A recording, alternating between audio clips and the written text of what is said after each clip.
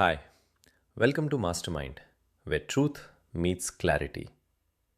ಇವತ್ತಿನ Vedic concept ನಮ್ಮ daily ಲೈಫ್ನಲ್ಲಿ ಪ್ರಾಕ್ಟಿಕಲಿ ಹೆಲ್ಪ್ ಆಗುತ್ತೆ. ಇಲ್ಲಿವರೆಗೆ ನಾವು ಏನು ಅರ್ಥ ಮಾಡಿಕೊಂಡ್ವಿ ಅಂದರೆ, ವೇದ ಅಂದರೆ ಬಿಲೀಫ್ ಅಲ್ಲ, ಅದು ಅಂಡರ್ಸ್ಟ್ಯಾಂಡಿಂಗ್. ಈಗ ಇದೇ ಅಂಡರ್ಸ್ಟ್ಯಾಂಡಿಂಗ್ ಜೀವನದಲ್ಲಿ ಹೇಗೆ ಅಪ್ಲೈ ಆಗುತ್ತೆ ಅನ್ನೋದನ್ನು ನೋಡೋ ಟೈಮ್. ಇದು ನಮ್ಮ ಅಪ್ಲಿಕೇಶನ್ ಸೀರೀಸ್. ಇವತ್ತು ನೋಡೋ ಕಾನ್ಸೆಪ್ಟ್ ಅಗ್ನಿ.